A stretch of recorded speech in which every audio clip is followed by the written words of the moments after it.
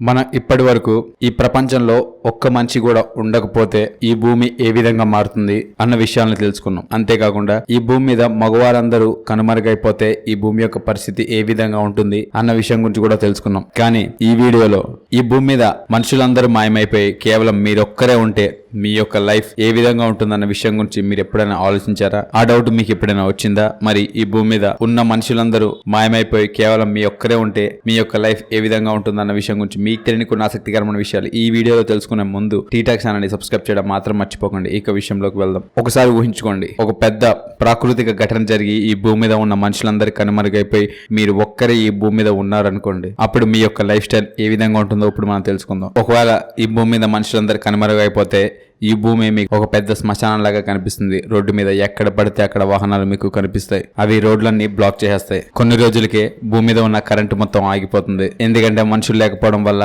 Power plants అన్ని ఆగిపోతాయి. అప్పుడు మీరు చీకట్లోనే ఉండాల్సి ఉంటుంది. అప్పుడు మీరు కరెంట్ లేకుండానే ఎలా జీవించాలో నేర్చుకోవాలి. అంతేకాకుండా న్యూక్లియర్ పవర్ ప్లాంట్స్ వల్ల కూడా మీకు అపాయం కలగొచ్చు. ఎందుకంటే మనుషులు కంట్రోల్ లేకపోతే న్యూక్లియర్ పవర్ ప్లాంట్లు కూడా కొన్ని గంటలకే ఈ ప్లాంట్లు ఆటోమేటిక్ ఆపరేటింగ్ సిస్టమ్ ఫెయిల్ అయిపోతాయి. దాని కారణంగా ఆ న్యూక్లియర్ పవర్ ప్లాంట్ చుట్టుపక్కల న్యూక్లియర్ విస్ఫోటనాలు జరుగుతాయి. దాని వల్ల వాతావరణంలో రేడియేషన్స్ కమ్ముకుంటాయి. అప్పుడు మీరు మాస్క్ పెట్టుకోకుండా జీవించలేరు. ఇప్పుడు మీ మైండ్ లో వస్తున్న ఆలోచన ఏంటంటే న్యూక్లియర్ పవర్ ప్లాంట్ పేలితే మనం ఎలా బ్రతుకుతామనే కదా. అప్పుడు అండర్ గ్రౌండ్ టనల్స్ లో నివసించాలి మరియు చుట్టుపక్కల ఉండే సూపర్ మార్కెట్ లో ఫుడ్ ని మీరు తీసుకోవచ్చు. దానివల్ల కొన్ని సంవత్సరాల పాటు మీకు ఫుడ్ తో లోటు ఉండదు. ఆ తర్వాత జీవించడానికి ఒక ప్లేస్ ని ఎంచుకోవాలి. ఆ ప్రాంతం ఎలా ఉండాలంటే భూమి మీద ఎత్తైన ప్రాంతంగా ఉండాలి. ఎందుకంటే భూమి మీద ఎత్తైన ప్రాంతంలోనే సురక్షితంగా ఉండొచ్చు. ఎత్తైన ప్రదేశంలో ఉండడం వల్ల చుట్టుపక్కల కూడా ఒక కన్నేసి ఉండవచ్చు. ముఖ్యంగా నీరు అందుబాటులో ఉండేలా చూసుకోవాలి. ఎందుకంటే మనిషి నీరు లేకపోతే బతకలేడు. అందుకే నీటిని ఎలా ప్యూరిఫై చేసుకోవాలో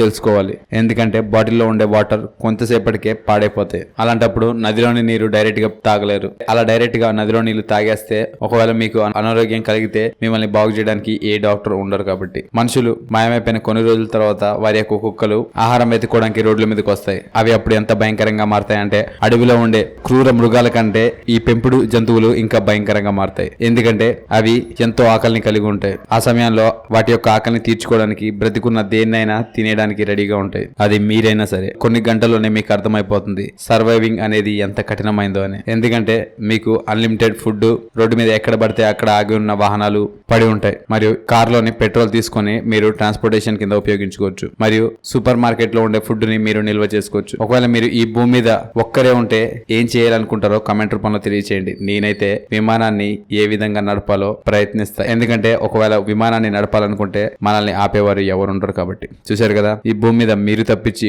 మనుషులందరూ మాయమైపోతే మీ యొక్క లైఫ్ స్టైల్ ఏ విధంగా ఉంటుందన్న విషయం గురించి మీకు తెలియని కొన్ని ఆసక్తికరమైన విషయాలు ఈ వీడియో కనుక మీకు నచ్చట్లయితే లైక్ చేయండి, షేర్ చేయండి. ఇలాంటి మరికొన్ని ఆసక్తికరమైన విషయాల గురించి తెలుసుకోవాలనుకుంటే టీటాక్ ఛానల్ని సబ్స్క్రైబ్ చేయడం మాత్రం మర్చిపోకండి. Thank you for watching.